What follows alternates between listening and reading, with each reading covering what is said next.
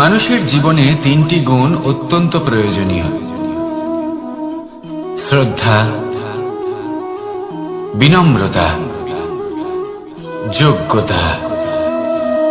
যদি জ্ঞান লাভ করতে চান তাহলে শ্রদ্ধার প্রয়োজন, যদি মান লাভ করতে চান তাহলে স্বভাবে বিনম্র হওয়া প্রয়োজন, আর যদি মনোবাঞ্ছিত স্থান লাভ করতে চান তাহলে যোগ্যতার প্রয়োজন। বিষয়টা সহজ। শ্রদ্ধা আপনাকে জ্ঞান দেবে, নম্রতা আপনাকে মান, আর যোগ্যতা উচিত স্থান দেবে। কিন্তু যদি আপনি এই তিনটি গুণ সম্মিলিত করেন তাহলে এমন কিছু লাভ করবেন যা এই সব কিছুর থেকে অনেক ঊর্ধ্বে: সম্মান। আর এ হলো সেই সম্মান যা প্রত্যেক মানুষের নিজের জীবনে লাভ করতে চেষ্টা করা উচিত, কারণ এই হলো সেই সম্মান যার কারণে আপনি চলে যাওয়ার পরেও এই সংসার আপনাকে ভালোবাসবে আর মনে রাখবে। আসুন আমার সাথে ভালোবেসে বলুন, রাধা রাধা। রাত্রে আমরা সুখ নিদ্রা লাভ করি, আমরা স্বপ্ন দেখি, ভবিষ্যতের পরিকল্পনা করি, খুব ভালো লাগে। সকালে যখন চোখ খুলি নিদ্রা ভঙ্গ হয়, স্বপ্ন সেইখানেই ভেঙে যায়, আর তারপর আমরা আমাদের রোজকার জীবন যাপন করি। স্বপ্ন হয়তো মানুষ রাতের বেলায় দেখেন, কিন্তু সেটাকে সার্থক দিনের বেলাতেই করতে হয়। রাতে মধুর বাতাসের নিচে কোমল শয্যায় শুয়ে মাতার গলায় মিষ্টি গান শুনতে শুনতে নিদ্রায় আচ্ছন্ন হওয়া, স্বপ্ন দেখা, ভবিষ্যতের পরিকল্পনা করা বড়ই সরল। কিন্তু সকালবেলায় সময় মতো উঠে সূর্যের তাপ সহ্য করে, সেই উষ্ণতা সহ্য করে সর্বাঙ্গ ঘেমে গিয়ে নিজের পথ খুঁজে বের করা, সেই পথে অগ্রসর হওয়া, বাধা বিপত্তি এসবের সম্মুখীন হওয়া, আর তারপর লক্ষ্য লাভ করা, এগুলো কঠিন কাজ। এ হলো অত্যন্ত কঠিন কাজ। যদি আপনি চান যে স্বপ্ন আপনি দেখেছেন তা সত্যি হোক, তাহলে দিনের বেলায় আপনাকে বেরিয়ে কর্ম করতেই হবে, পরিশ্রম করতেই হবে। মনের এই চক্ষু দিয়ে স্বপ্ন দেখা সম্ভব, কিন্তু যদি আপনি বুঝতে পারেন যে এই স্বপ্নই হলো আপনার লক্ষ্য, তাহলে তাকে সার্থক করতে শুধুমাত্র পরিশ্রম দ্বারাই করতে হবে। তাহলে পরিশ্রম করুন আর আমার সাথে ভালোবেসে বলুন, রাধা রাধা। অনেক সময় আমরা জীবনে অনেক মানুষকে এমন বলতে শুনে থাকি যে আমি অসফল হয়েছি কারণ আমার সময় ভালো যাচ্ছিল না, আমি এই জিনিসটা লাভ করতে চাইছিলাম কিন্তু করতে পারলাম না কারণ আমার সময়টা ভালো যাচ্ছিল না, আমি আমার জীবনে ওই মহান কাজটা করতে চাইছিলাম কিন্তু করতে পারলাম না। কেন? কারণ আমার সময়টা ভালো যাচ্ছিল না। কিন্তু যে মুহূর্তে ভালো সময় আমার জীবনে আসবে, আমি সব কিছু প্রাপ্ত করব। এমন প্রায় প্রত্যেকেই বলেন। আসুন একটা কথা বোঝা যাক। একজন মালিকে দেখুন, সে প্রত্যেক দিন গাছের সেবা করে, তাকে জল দেয়, তার যত্ন আত্তি করে। কেন? প্রত্যেক দিন সেই গাছ ফল দেয় না, সঠিক সময় এলে তবেই সেই গাছ ফল দেয়, কিন্তু প্রত্যেক দিন মালি তার সেবা করে, তাকে যত্ন করে। শুধুমাত্র তখন করে না যখন সেই গাছ ফল দিতে সক্ষম। আর যদি মালিক গাছের যত্ন প্রতিদিন না করে তাহলে হয়তো সেই গাছ ফল দিতেই পারবে না। এটাই হলো আমাদের জন্য একটা শিক্ষা। যখন সময় আমাদের জন্য অপেক্ষা করে না, তখন আপনি সময়ের জন্য কেন অপেক্ষা করছেন? ভালো সময়ের জন্য অপেক্ষা করবেন না। ভালো এবং শুভ কর্ম দ্বারা ভালো সময়কে নিজের কাছে টেনে আনুন। নিরন্তর কর্ম করুন, পরিশ্রম করতে থাকুন, শুভ সময় আপনা থেকেই আপনার কাছে আসবে। আসুন আমার সাথে ভালোবেসে বলুন, রাধা রাধা। আকাঙ্ক্ষা কখন লোভে পরিণত হয়ে যায় তা কেউ বলতে পারে না। এবার তার পরিণাম কি হতে পারে তাও আমরা কেউ জানি না। আজ আমি আপনাকে বলছি, কোনো ব্যক্তি সব থেকে বেশি ক্ষতির সম্মুখীন তখনই হয় যখন সে এটা মনে করে যে সে সব থেকে বেশি সুরক্ষিত স্থানে রয়েছে। সে ভাবে যে সে সেখানে সুরক্ষিত রয়েছে। সে তখন অসাবধান হয়ে পড়ে, আর তখনই তাকে জীবনের সব থেকে বড় ক্ষতির সম্মুখীন হতে হয়। নিঃস্ব হয়ে যাওয়ার পরিস্থিতি কোনো মানুষের জীবনে তখনই আসে যখন তার কাছে প্রচুর সম্পত্তি থাকে এবং সে তার থেকেও অনেক বেশি সম্পত্তি অর্জন করতে চায়। সেই অনেক বেশি সম্পত্তি অর্জন করার চেষ্টায় সে এমন কিছু করে বসে যার ফলে তাকে সমস্ত সম্পত্তি হারাতে হতে পারে। একজন রচনাকার নিজেই নিজের প্রতিভা একদম শেষ করে দিতে পারে যখন সে অনেকগুলো কাজ নিজের কাঁধে নিয়ে নেয়। একটা গুরুত্বপূর্ণ কথা সবসময় মনে রাখবেন, আজ আপনি যেখানেই থাকুন না কেন, যেমনই যে কোনো স্থানেই থাকুন না কেন, এর পেছনে আপনার আকাঙ্ক্ষার একটা বিশাল ভূমিকা রয়েছে। কিন্তু মনে রাখবেন, আপনাকে শিখতে হবে যে কখন আর কিভাবে নিজের উচ্চাকাঙ্ক্ষাগুলিকে লাগাম পরাতে হবে, কারণ এটা অত্যন্ত আবশ্যক।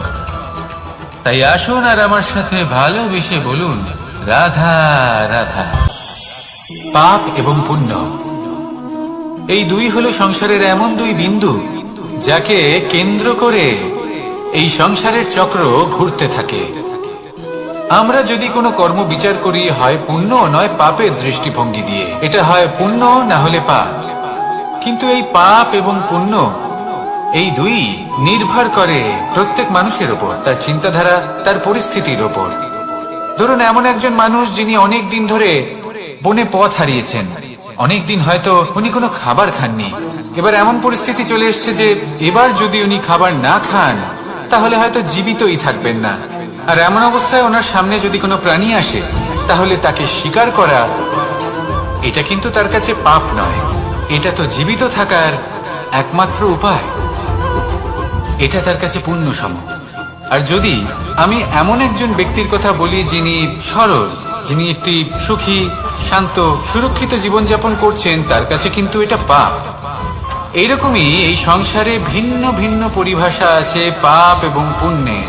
তার মধ্যে যদি আমি আপনাকে একটি সরল পরিভাষা দিই, সেটা হলো, জীবনে যখনই কোনো কর্ম করবেন সেটা নিয়ে একটু ভেবে দেখুন যে এই যে কাজটা আমি করছি তার ফলে এই যে অন্য মানুষেরা আছেন এই সংসারে, তারা কি দুঃখ পাবেন? যদি তারা দুঃখ পান তাহলে সেটা পাপ। যদি আপনি এমন কোনো কর্ম করেন যার ফলে অন্যরা প্রসন্নতা লাভ করেন, তাদের মুখে হাসি ফুটে ওঠে, যদি তারা প্রেরিত হন, জীবনে সামনে এগোতে পারেন, তাদের বিকাশ হয়, তাহলে এটা হলো পুণ্য। তাই জীবনে সবসময় পুণ্য করতে থাকুন আর আমার সাথে ভালোবেসে বলুন, রাধা রাধা। মানুষের এই সংসারে জীবনযাপন করার জন্য কিছু জিনিসের প্রয়োজন পড়ে। এমন কিছু আবেগ, এমন কিছু বস্তু আছে যেগুলো তার প্রয়োজন হয়। কিন্তু সব থেকে বেশি যে জিনিসটা তার প্রয়োজন হয় সেটা হলো সম্মানের। আমাদের ভালো লাগে যখন কেউ আমাদের সম্মান করে। আমরা কাউকে সম্মান করলে তারও সেটা ভালো লাগে।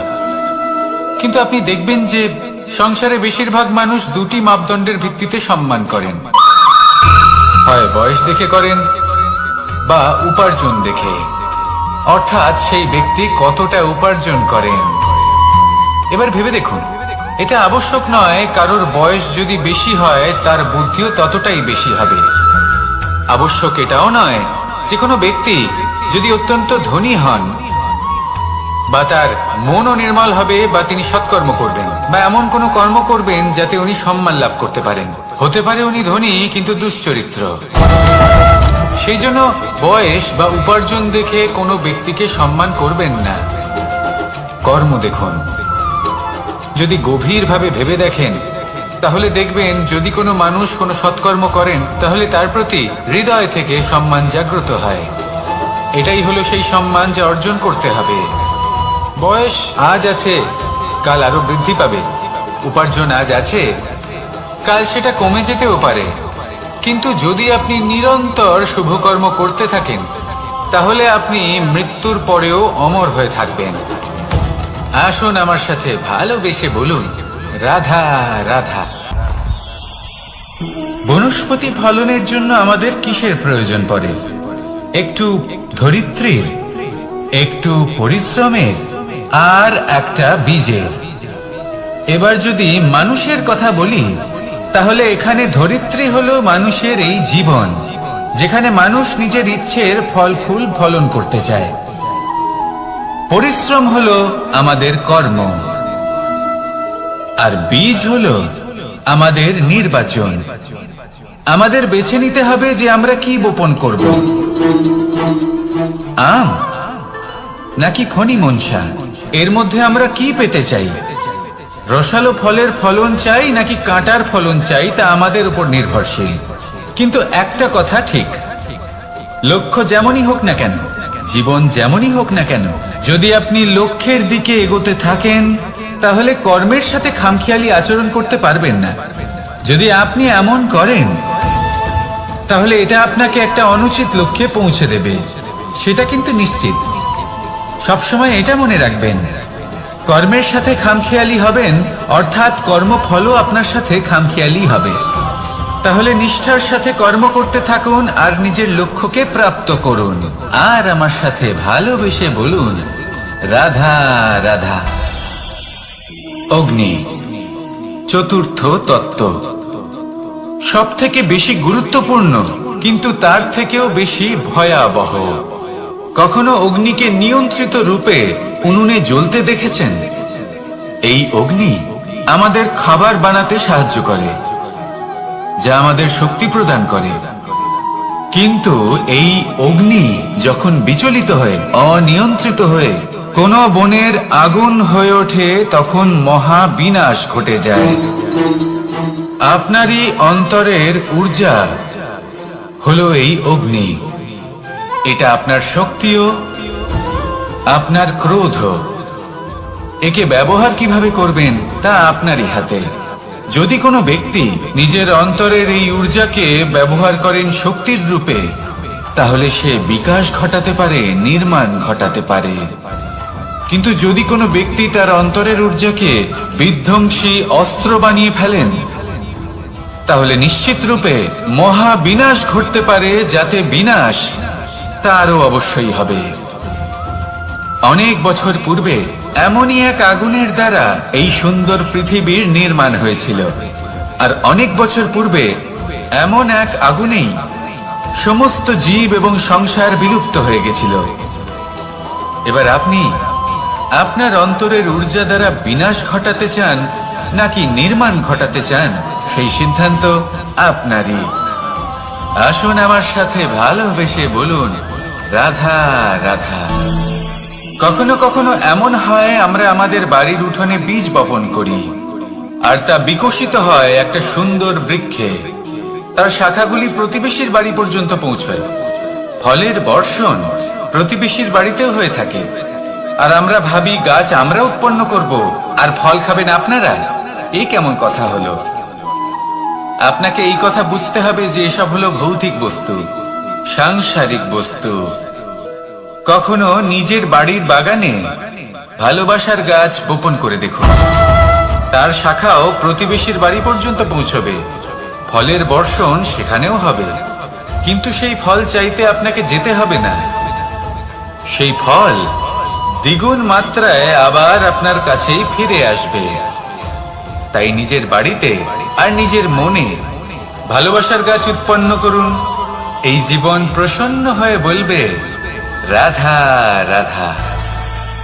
অ দিয়ে অন্ত, আ দিয়ে আরম্ভ, এই দুইয়েরই রাশি সমান। যদি আপনি মন দিয়ে দেখেন তবে দেখবেন এদের সম্পর্ক খুবই নিবিড়। কিভাবে? যখন কোনো কিছু শুরু হয় এটা নিশ্চিত হয়ে যায় যে তা সমাপ্তও হবে। আরম্ভই যদি না হয় তা সমাপ্তও হবে না। যা আরম্ভ হয়েছে তার সমাপ্তি হলো অবশ্যম্ভাবী। এটাই হলো প্রকৃতির নিয়ম, একে এড়ানো যায় না। এবার এই কথা আমরা সকলে জানি। এবার মানুষ কি ভাবে যে সমাপ্তির পরে কি হতে পারে, এর উত্তর তাদের কাছে নেই। তাদের উচিত অন্য কোনো বিষয় ভাবা যা বেশি গুরুত্বপূর্ণ। এবার মানুষ এটা জানে না যে মৃত্যুর পরে কি হতে পারে, কিন্তু এই কথা অবশ্যই জানে যে জন্ম থেকে মৃত্যু পর্যন্ত এই সময়, যাকে আমরা জীবন বলে থাকি, এই সময় আমরা কর্ম করতে পারি। এই কথা তো আমরা জানি। তাহলে এমন কি কর্ম করা যেতে পারে যা আমাদের সমাপ্তির পরও আমাদের প্রাসঙ্গিক করে রাখতে পারে, এই বিষয়ে ভাবা উচিত। যে জন্মগ্রহণ করেছে তার মৃত্যু হবেই, এটা সাধারণ বিষয়। কিন্তু ইতিহাস আজও সেই সকল মানুষজনকে স্মরণ করেন যাদের এই সংসার তাদের মৃত্যু নয়, বরং তাদের জীবনকালে যে কর্ম তারা করেছেন তার দ্বারা মনে রাখেন। সেই কর্মের কারণে এই সংসারে তাদের নাম, তাদের কর্ম, তাদের ব্যক্তিত্ব, তাদের কীর্তি অমর হয়ে থাকে এবং থাকবে। আপনার কাছে এতটা সময় নেই যতটা আপনার মনে হচ্ছে আপনার কাছে আছে। সেই জন্য যত শীঘ্র সম্ভব শ্রেষ্ঠ কর্ম করুন, যতটা পারবেন ততটা অধিক সুকর্ম করুন। এই সংসারে নিজেকে অমর করে তুলুন আপনার মৃত্যুর পরেও, আর আমার সাথে ভালোবেসে বলুন রাধা রাধা। ওমা, এ কি? আমি কখন থেকে এখানে অপেক্ষা করছি, হাত পেতে দাঁড়িয়ে রয়েছি যাতে একটা ফল আমার হাতে এসে পড়ে এবং সেটা আমি খেতে পারি। কখন থেকে অপেক্ষা করছি, কিন্তু সেটা হচ্ছেই না। এবার আপনি বলবেন যে এসব কি বলছি, এ কি অদ্ভুত কথা বলছি। যদি ফল খেতে হয় তাহলে আমাকে বৃক্ষে চড়তে হবে, ফলের কাছে পৌঁছতে হবে, তবেই তো ফল পাবো। এবারে এটা অত্যন্ত সহজ ব্যাপার, কিন্তু এই বিষয়টা আপনি নিজের জীবনের প্রসঙ্গে ভেবে দেখুন। লক্ষ্য কোথায় আছে আপনি জানেন, সেই লক্ষ্যে পৌঁছানোর পথ কি সেটাও আপনি জানেন, সেই পথে চলার ক্ষমতাও আপনার রয়েছে, কিন্তু তাও আপনি নিজের লক্ষ্য লাভ করতে পারছেন না। কেন? কারণ আপনি অপেক্ষা করছেন যে লক্ষ্য আপনার সামনে চলে আসবে, কিন্তু তা হয় না। লক্ষ্য সে যাই হোক না কেন, ধন হোক, প্রেম হোক, কোনো সম্মান হোক বা মোক্ষ হোক, যদি আপনি তার দিকে অগ্রসর না হন তাহলে ফল প্রাপ্তি অসম্ভব ব্যাপার, তা কোনোদিনই হবে না। সেই জন্য আপনার চোখের সামনে আপনি যদি নিজের লক্ষ্যকে দেখতে পান তাহলে উঠুন এবং সেই দিকে অগ্রসর হতে শুরু করুন। নিজের অন্তরের সকল অশুভ গুণ দূর করুন, অলসতা ত্যাগ করুন, অজ্ঞানতা ত্যাগ করে দিন এবং চলতে থাকুন। অবশ্যই মনোবাঞ্ছিত ফল লাভ করতে পারবেন। মনে রাখবেন, চলতে থাকলে তবেই লক্ষ্য প্রাপ্তি হবে। অপেক্ষার দ্বারা শুধুমাত্র মৃত্যু লাভ হবে। আসুন আমার সাথে ভালোবেসে বলুন রাধা রাধা। পাখি কখন জন্ম নেয়, কখন উড়তে শেখে, কখন বাসা বানাতে শেখে, কখন নিজের মৃত্যু লাভ করে, এসব আমাদের মধ্যে কেউ জানি না। কিন্তু পাখি একটা কথা খুব ভালো করে জানে, যে এই সংসারে ও যা কিছুই করুক না কেন, এই সংসারে ওকে নিয়ে কিচ্ছু যায় আসে না। এবার আমরা কি করি? কোনো কাজ করার আগে আমরা এটা ভাবি যে এই সংসার যদি আমাকে দেখে ফেলে তাহলে কে জানে এই সংসার কি ভাববে, আমার প্রতিচ্ছবি কেমন তৈরি হবে কে জানে, কে জানে কি হবে আদি ইত্যাদি। এই সব ভাবনায় আমরা মগ্ন হয়ে যাই। কিছুটা এমন ভাবে মগ্ন হই যে বর্তমানের কর্মের এই জীবনের যাত্রাপথে সেই সময়ের আনন্দ উপভোগ করতে ভুলে যাই। এবার দেখুন একটা পাখি কি করে, ওর কর্ম হলো গান গেয়ে চলা। ওই পাখি গেয়ে চলে, কেউ ওর গান শুনুক বা না শুনুক, কেউ আদৌ শুনছে কিনা সেই বিষয়টা নিয়ে সেই পাখির কিছুই যায় আসে না। সেই পাখি নিজের কর্ম করতে থাকে। হয়তো সেই জন্যই আপনি কখনো কোনো পাখিকে কাঁদতে দেখবেন না। এরকমই আপনাকে নিজেকে গড়ে তুলতে হবে। প্রথমে নিজেকে জিজ্ঞেস করুন, এই যে কর্ম আমি করতে চলেছি সেটা কি উচিত? যদি আপনার মনে হয় সেটা উচিত তাহলে সেটা প্রমাণ করুন। এটা ভাববেন না যে এই সংসার কি ভাববে। আসুন আর আমার সাথে ভালোবেসে বলুন রাধা। বনের মধ্যে যদি আপনি কোনো বিষাক্ত সাপ দেখেন তাহলে কি করবেন? আপনি তখনই তার থেকে দূরে পালাতে চেষ্টা করবেন। আর এটা কেন করবেন? নিজের রক্ষার্থে। এই কথা আমি নয় মেনে নিলাম, কিন্তু নিজের জীবনে এটা করেন না কেন? আপনি যেখানেই যান, যে স্থানেই যান না কেন, প্রত্যেক সময় প্রত্যেক মুহূর্তে এমন বিষাক্ত সাপ আপনি অবশ্যই খুঁজে পাবেন। আর সেই সাপ নয় যাদের আপনি বনে খুঁজে পাবেন, এরা হলো সেই সাপ যা আপনাকে পাপ করতে বাধ্য করবে।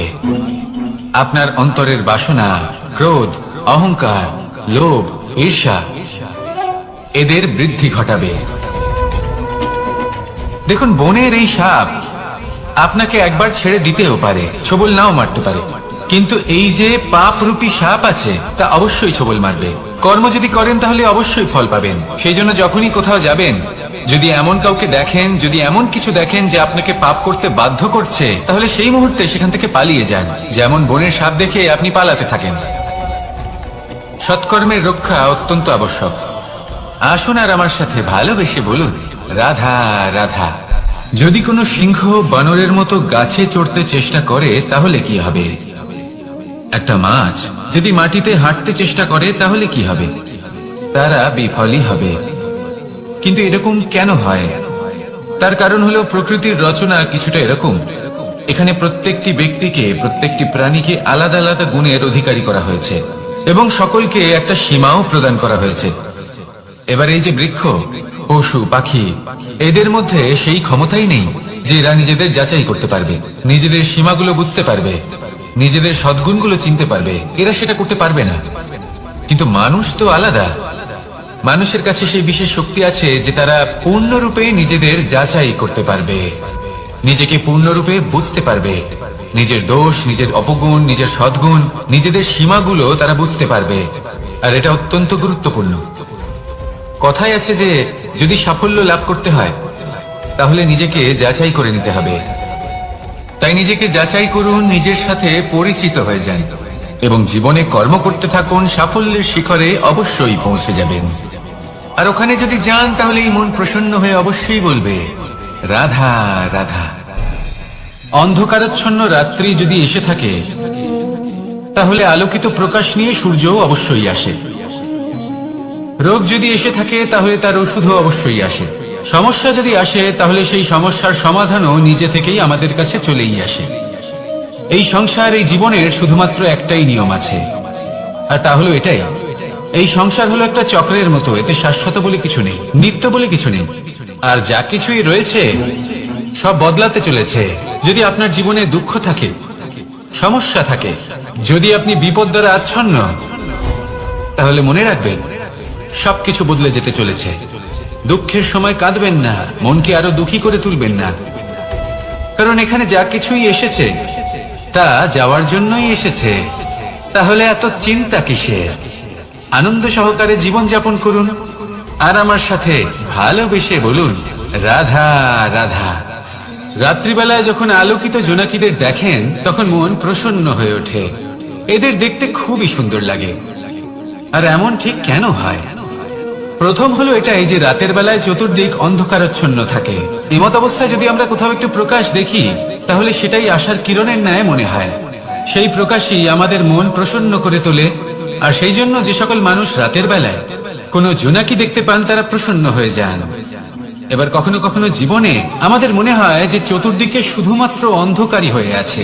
প্রত্যেকেরই তা কখনো মনে হয়। আর তখনই আমাদের নিরাশ হলে চলবে না, আমাদের দুঃখী হলে চলবে না। সেই সময় আমাদের খুঁজতে হবে নিজেদের আশেপাশে, চতুর্দিকে, আর কোথাও না কোথাও আমরা প্রকাশ অবশ্যই দেখতে পাবো, আশার একটা কিরণ অবশ্যই দেখতে পাবো। কেউ এমন একটা কর্ম করেন যেটা দেখে আমরা প্রেরিত হয়ে যাই। আর এমন কোন কর্ম যদি আপনারা করেন তাহলে সেই কর্ম আপনার মনকে প্রসন্ন ভাব, আনন্দ এবং ভালোবাসা দ্বারা ভরিয়ে তুলবে। আপনার অন্তরে সেই অন্ধকারের অন্ত করবে, দুঃখেরও অন্ত করবে। আর এই মন প্রসন্ন ভাব নিয়ে বলবে, রাধা রাধা। মনুষ্য জীবনের সব থেকে বেশি গুরুত্বপূর্ণ বিষয় হল মনের একাগ্রতা। এই সংসারের যে কটি মহান কার্য সম্পাদন হয়েছে তা হলো মনের এই একাগ্রতার একমাত্র ফল। আপনি অবশ্যই দেখে থাকবেন অনেক ছোট বড় নদী যা বয়ে চলে তাদের সামনে একটা বাঁধ নির্মাণ করা হয় সেই সব নদীর জল সঞ্চয় করতে। বাঁধ হয়ে গেলে প্রয়োজন মতো বা মনের ইচ্ছে মতো তাকে ব্যবহার করা সম্ভব। এবার এটাই আমাদের মনের সাথেও সম্ভব। আমাদের মনের একাগ্রতা আজকের দিনে দাঁড়িয়ে বিভিন্ন ধরনের বিকার, ক্রীড়া এবং ভোগের মধ্যে ভাগ হয়ে গেছে। একে একত্রিত করতে হবে, একটা বাঁধ নির্মাণ করতে হবে, কর্মের বাঁধ। আপনাকে শুধু এটাই করতে হবে, যেটা উচিত কর্ম সেটাই করুন, যেটা অনুচিত কর্ম সেটা করা থেকে নিজেকে বিরত রাখুন। ব্যাস, এই কাজটাই আপনি করতে থাকুন, করতে থাকুন। মনের মধ্যে একাগ্রতার বাঁধ নির্মাণ করুন। আর একবার যদি তা নির্মাণ হয়ে যায় তাহলে যখন চাইবেন, যেখানে চাইবেন, যতটা চাইবেন একাগ্রতা প্রয়োগ করতে পারবেন। আর একবার যদি আপনি এটা শিখে যান তাহলে এই সংসারকে বদলে ফেলার মতো কাজ আপনি করতে পারবেন, সমাজকে শোধরাবার মতো কাজ করতে পারবেন। তাহলে এই মনকে একাগ্র করুন আর আমার সাথে ভালোবেসে বলুন, রাধা রাধা।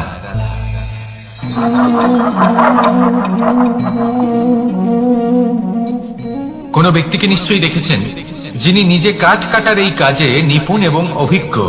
এবার আপনারা দেখবেন যে তার মনোযোগ সমস্ত কাঠের ওপর থাকে না, তার মনোযোগ থাকে শুধুমাত্র একটা কাঠের ছোট্ট একটি অংশের ওপর, যেখান থেকে তার টুকরো করা হচ্ছে। কিন্তু সেটা উনি কেন করেন?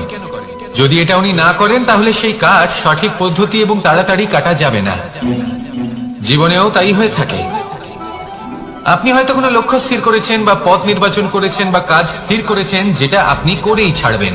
তাহলে নিজের সম্পূর্ণ মনোযোগ শুধুমাত্র তার উপর কেন্দ্রীভূত করুন। যদি আপনার মন এদিক ওদিক তাকাতে থাকে, অস্থির হয়ে পড়ে, বিচলিত হয়ে পড়ে, যদি তা হয়ে থাকে তাহলে আপনি অবশ্যই অসফল হবেন। তাই কর্মঠ থাকুন, নিরন্তর কর্ম করতে থাকুন এবং পূর্ণ মনোযোগ দিয়ে নিজের কাজ করুন। নিজের পথে অগ্রসর হন বা নিজের লক্ষ্য প্রাপ্ত করতে চেষ্টা করুন। তারপর দেখুন কি হয়, কিভাবে উচিত পথে এবং তীব্র গতিতে আপনার লক্ষ্য আপনার কাছেই পৌঁছে যায়। আর আপনার এই মন প্রসন্ন হয়ে বলে, রাধা রাধা। কখনো কোনো নদীকে দেখেছেন? একই আকার, একই স্থান, শুধু প্রবাহিত হতে থাকে। এর মধ্যে কখনো কোনো অপদ্রব্য ফেলে দেখুন, দেখবেন সেটা বেশিক্ষণ সেখানে থাকে না। সেটা নদীর সাথে বইতে থাকে আর বয়ে যেতে যেতে সাগরে সমাহিত হয়ে যায়, আর শেষ পর্যন্ত সাগর সেটাকে তটে ফেলে দেয়। কিছুটা এমন হওয়া উচিত আমাদের বিচারধারাও। এক স্থানে তা স্থগিত হওয়া উচিত নয়, এটা সবসময় প্রবাহমান হওয়া উচিত। তবেই আমাদের চেতনা, আমাদের মূল্যবোধ এবং আমাদের স্মৃতি, এই তিনটি শ্রেষ্ঠ থাকবে। আর এটাই হলো পুকুর এবং নদীর মধ্যে পার্থক্য। নদীতে জল সবসময় বয়ে চলে, সেই জন্য পবিত্র থাকে, শুদ্ধ থাকে এবং পরিষ্কার থাকে। আর সেখানে এই পুকুরের তলদেশে সব জমা হতে থাকে, আর সেই জন্য তা অপবিত্র হয়ে যায়। তাই সবসময় এই বিচারধারা প্রবাহমান রাখুন। যদি মনে কোনো ভাবনা চলে আসে, সেখানেই থেকে যায় এবং বিদ্যে থাকে, তাহলে তা বের করে দিন, তাকেও বয়ে যেতে দিন, এবং তার যা উত্তর হবে তা সময়ের সাথে আপনার সামনেই চলে আসবে। শুধুই নদীর মতো প্রবাহমান হন আর আমার সাথে ভালোবেসে বলুন, রাধা রাধা।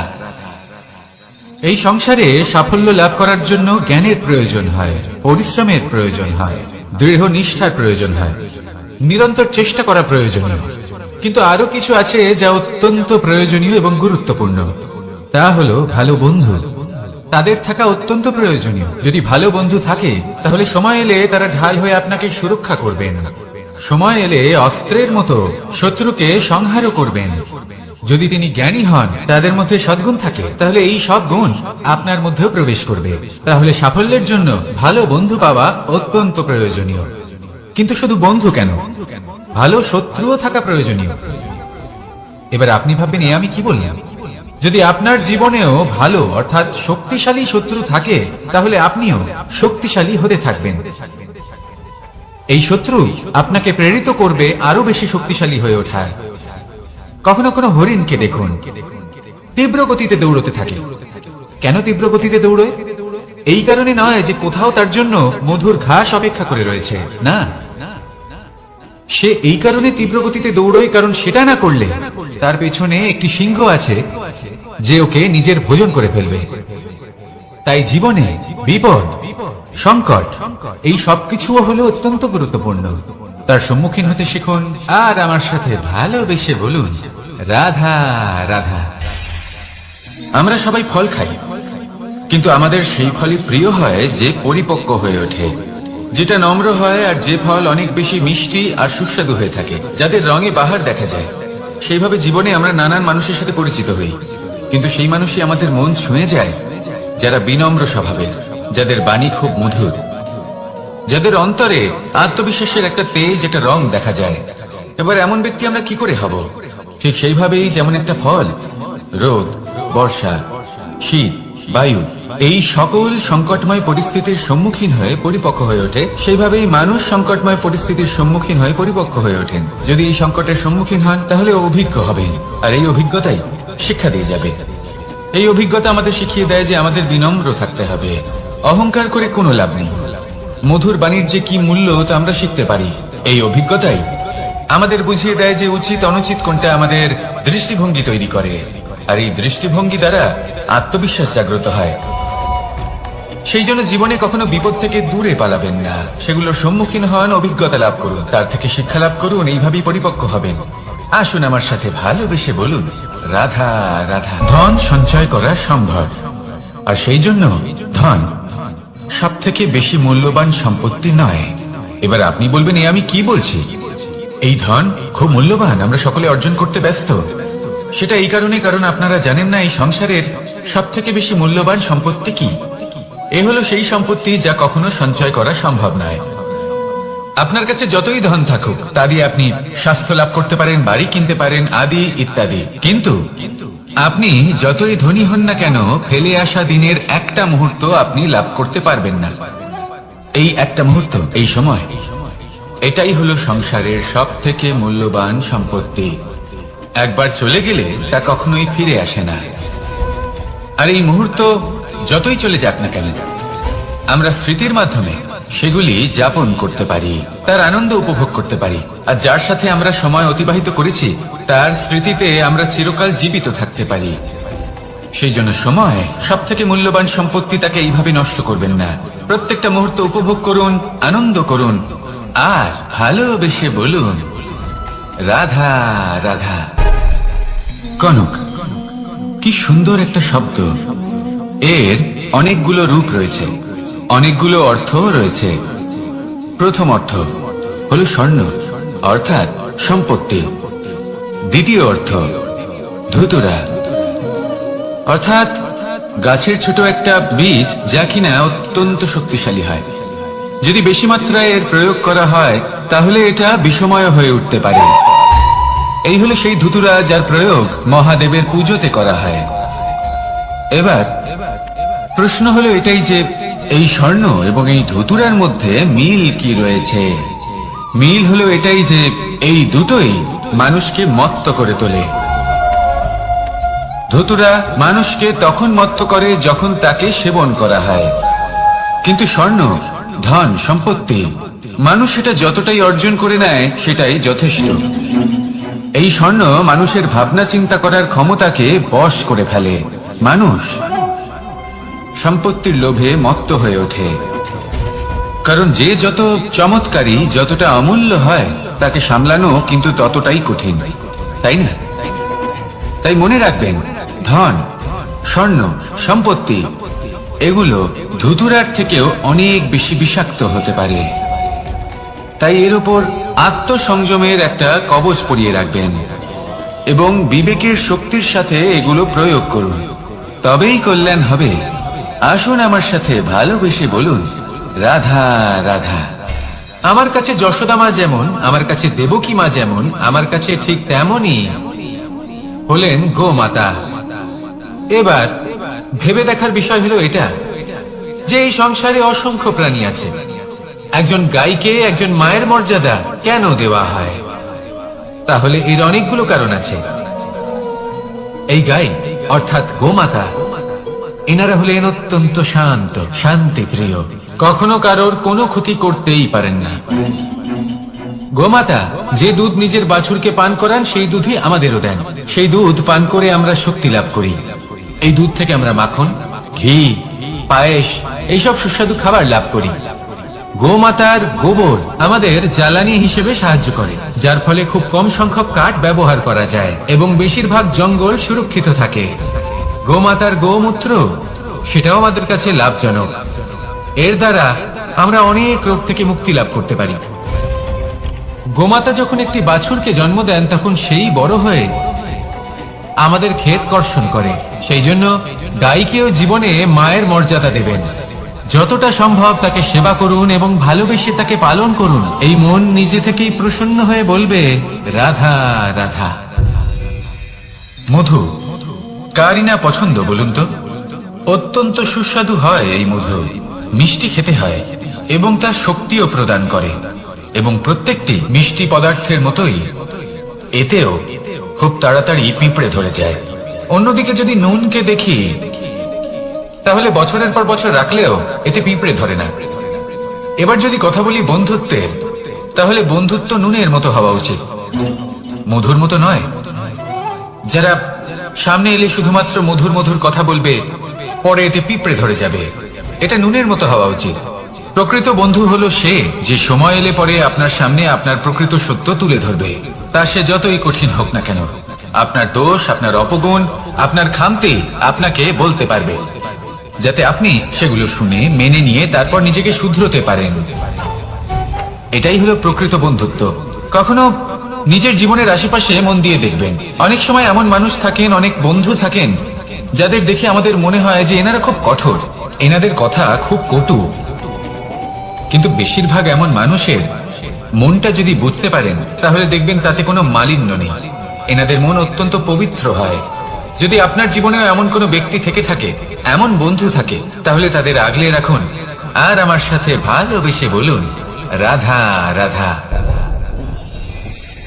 যতক্ষণ আমরা এই সংসারে জীবিত ততক্ষণ আমাদের সাথে সবকিছু থাকে, আমাদের ধন, সুখ স্বাচ্ছন্দ্য, আমাদের মিত্রগণ, আমাদের পরিবার, এই সমাজ, এই সবকিছু আমাদের সাথে থাকে। যেদিন আমরা এই সংসারকে ত্যাগ করব, এদের মধ্যে কেউ আমাদের সাথে যাবে না, না ধন, না স্বাচ্ছন্দ্য, না সম্পত্তি। এই সকল মানুষ, এই সমাজ, এরা শুধুমাত্রই শ্মশান পর্যন্ত আমাদের সাথে থাকতে পারবেন। তারপরে যদি আমাদের সাথে কিছু যেতে পারে তাহলে তা শুধুই আমাদের ধর্ম। আর এই সংসারে আমরা নিজেদের যে সুনাম রেখে যাই সেটা সম্ভব শুধুমাত্র কর্মের দ্বারা। সেই জন্য সংসারে যতদিন পর্যন্ত জীবিত আছেন, যদি কিছু অর্জন করতে চান তাহলে ধর্ম অর্জন করুন, ধর্মের বিষয়ে স্পষ্টতা অর্জন করুন এবং কর্ম অর্জন করুন।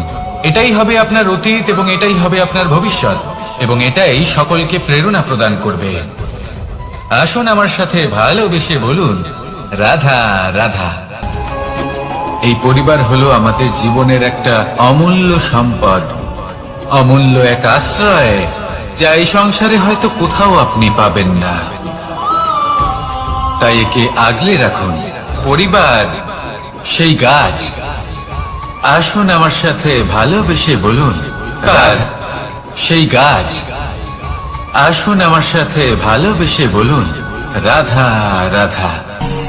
অনেক সময় আমরা জীবনে অনেক মানুষকে এমন বলতে শুনে থাকি যে আমি অসফল হয়েছি কারণ আমার সময় ভালো যাচ্ছিল না, আমি এই জিনিসটা লাভ করতে চাইছিলাম কিন্তু করতে পারলাম না কারণ আমার সময়টা ভালো যাচ্ছিল না, আমি আমার জীবনে ওই মহান কাজটা করতে চাইছিলাম কিন্তু করতে পারলাম না। কেন? কারণ আমার সময়টা ভালো যাচ্ছিল না। কিন্তু যে মুহূর্তে ভালো সময় আমার জীবনে আসবে, আমি সব কিছু প্রাপ্ত করব। এমন প্রায় প্রত্যেকেই বলেন। আসুন একটা কথা বোঝা যাক। একজন মালিকে দেখুন, সে প্রত্যেক দিন গাছের সেবা করে, তাকে জল দেয়, তার যত্ন আত্তি করে। কেন? প্রত্যেক দিন সেই গাছ ফল দেয় না, সঠিক সময় এলে তবেই সেই গাছ ফল দেয়, কিন্তু প্রত্যেক দিন মালি তার সেবা করে, তাকে যত্ন করে। শুধুমাত্র তখন করে না যখন সেই গাছ ফল দিতে সক্ষম। আর যদি মালি গাছের যত্ন প্রতিদিন না করে তাহলে হয়তো সেই গাছ ফল দিতেই পারবে না। এটাই হলো আমাদের জন্য একটা শিক্ষা। যখন সময় আমাদের জন্য অপেক্ষা করে না, তখন আপনি সময়ের জন্য কেন অপেক্ষা করছেন? ভালো সময়ের জন্য অপেক্ষা করবেন না। ভালো এবং শুভ কর্ম দ্বারা ভালো সময়কে নিজের কাছে টেনে আনুন। নিরন্তর কর্ম করুন, পরিশ্রম করতে থাকুন, শুভ সময় আপনা থেকেই আপনার কাছে আসবে। আসুন আমার সাথে ভালোবেসে বলুন, রাধা রাধা। একে বালি বলুন, মাটি বলুন বা ধুলো বলুন, এ দিয়ে কত কিছু করা সম্ভব। এ দিয়ে আপনি নিজের বাসস্থান নির্মাণ করতে পারেন, প্রাচীর গড়ে তুলতে পারেন, অট্টালিকা নির্মাণ করতে পারেন। কিন্তু যদি এই বালিকে আপনি মুষ্টিবদ্ধ করে রাখতে চান, তাহলে তা হাত থেকে ফসকে যাবে। আপনি কখনোই একে মুষ্টিবদ্ধ করতে পারবেন না। এরকমই হয় আমাদের জীবন, আর এরকমই হয় সময়। এই মুষ্টিবদ্ধ করা বালির মতো। সময়কে আমরা বাধা দিতে পারবো না, আটকেও রাখতে পারবো না। এ হলো প্রবাহমান।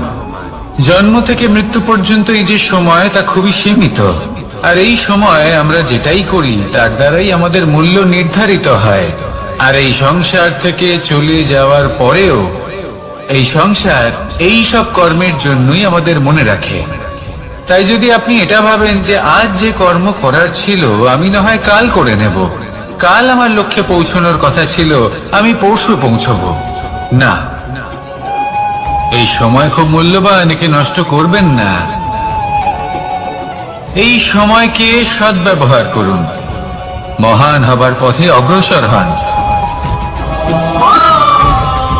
একে যদি মুষ্টিবদ্ধ করে রাখার চেষ্টা করেন, এই সময় থেমে থাকবে না। আসুন আমার সাথে ভালোবেসে বলুন রাধা।